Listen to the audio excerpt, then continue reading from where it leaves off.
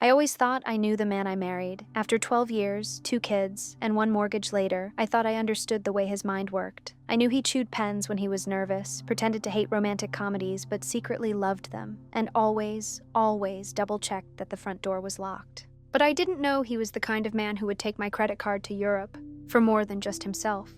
It started 2 months ago. He said he was heading to Europe for a solo trip to unwind, clear his head, and explore the places he missed out on in his 20s. He spun the idea like it was self-care, and to be honest, I supported him. We'd both been stressed. Work was a nightmare for him. The kids were a handful for me, and our last vacation was a poorly executed trip to a water park where I sprained my ankle and he got food poisoning. So yeah, when he said he needed a break, I didn't argue.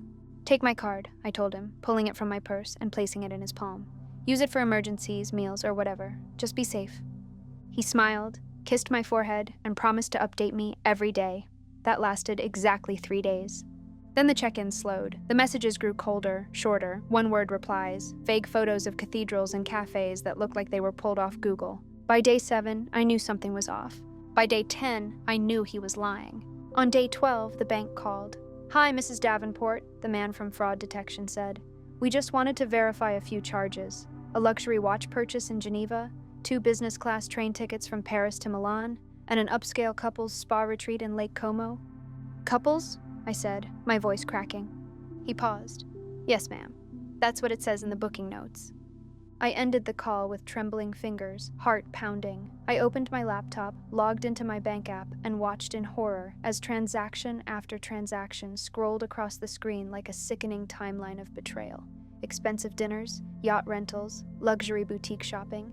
And then came the photo. It popped up on my Instagram feed. A friend of a friend tagged in a story at some rooftop bar in Rome. Music, lights, laughter. I almost skipped past it until I saw him, my husband, in the background, holding a woman's waist, kissing her neck.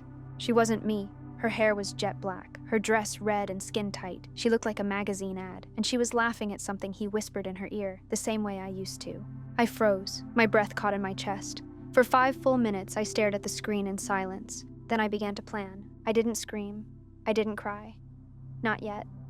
That would come later. But in that moment, I knew what I had to do. My husband thought he was clever. He had no idea who he was messing with. 2 weeks before he left, I helped him pack.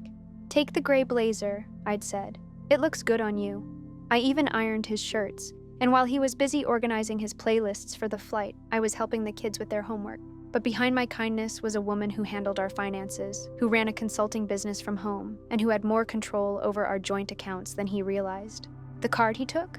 It wasn't our joint card. It was mine, tied to an account under my business name, where every purchase left a paper trail, one I could control.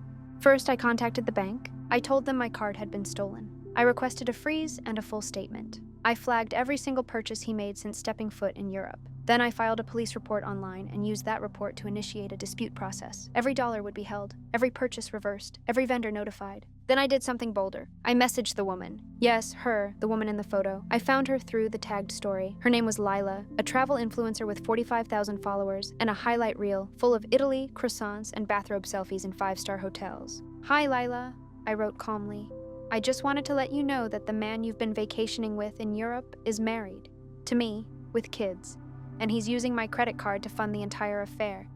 You might want to ask him who I am." I attached the wedding photo.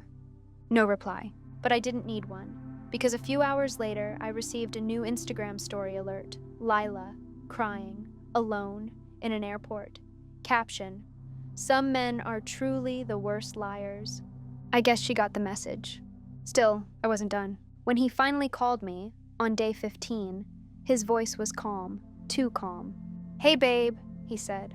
"Sorry for the spotty updates. I lost my phone for a bit, but Europe's amazing. I'm actually thinking of extending my trip a little. Is that okay?" I smiled into the phone like a wolf in sheep's clothing. "That's fine," I said. "Take all the time you need." He had no idea the card had been frozen, that every hotel reservation was being canceled, that the police in Lake Como had been alerted of a man using a disputed card for fraudulent spa services, that the boutique in Geneva was demanding return of the Rolex, or pressing charges. He thought he was still in control, but the next 48 hours would prove otherwise. The first domino fell in Venice. He was arrested at his hotel lobby. Apparently, trying to pay for a room with a flagged card raises red flags, especially when your name isn't on the account. They held him for hours before releasing him, but by then the story had spread. He messaged me in a panic. "Hey, what's going on with the card?" I ignored him. He tried again. "Can you call the bank? They're saying fraud. WTF is happening?" I waited 6 hours. Then I replied, "I know what you did. You used my card to vacation with another woman. You lied to me, to our kids, to everyone. I froze the card. I reported the charges. Your vacation is over. Don't bother coming home." I expected anger. I expected denial. What I got was worse. "Please, let me explain. It wasn't like that. It was just a mistake." Mistake. A 3-week affair funded by thousands of stolen dollars was a mistake? I sent him screenshots of every transaction. Then the photo of him and Lila. He didn't reply after that. A week passed. He came back. He didn't tell me. I found out when I saw his car in the driveway. I walked into the living room to find him sitting on the couch like nothing had happened, like he hadn't just burned our marriage to the ground. "I can explain," he said, standing up. I didn't flinch. "You can leave," I said. "Please, just hear me out. It wasn't serious. She meant nothing. I just needed space." "Space?" I laughed bitterly. "You needed space so badly you booked a couple's massage on my dime?" He swallowed hard. "I'm sorry." "No, you're sorry you got caught." I handed him a manila folder. Inside were divorce papers, asset lists, custody terms. I'd been busy while he was pretending to be someone else in Italy. "You cheated," I said, voice steady. "You lied. You stole. I deserve better. Our kids deserve better." He collapsed onto the couch, hands over his face. "I don't want this." "You should have thought of that in Rome." The divorce took 5 months. He tried to fight it, tried to guilt me, but the evidence was bulletproof. The court sided with me. I kept the house. I won primary custody. His affair made headlines in our little suburban town, especially once Lila posted her cheater-exposed video online. He lost his job shortly after. Apparently, being a man of character matters in his line of work. But I didn't gloat. I rebuilt. I refocused on my business, took the kids on a trip, my own trip, to Barcelona. We stayed in a modest little Airbnb, ate churros every morning, and danced on the streets until midnight. It wasn't glamorous, but it was real, and every cent was mine. One night, my daughter asked me, "Mom, are you sad about Dad?" I thought for a moment, then smiled. "Number, I'm proud of me." She didn't quite understand, but one day she would. Sometimes betrayal doesn't come with warning signs. It comes with a kiss on the forehead and a suitcase full of lies. But in the end, he thought he was playing the game. He didn't know I wrote the rules, and he definitely didn't see the checkmate coming.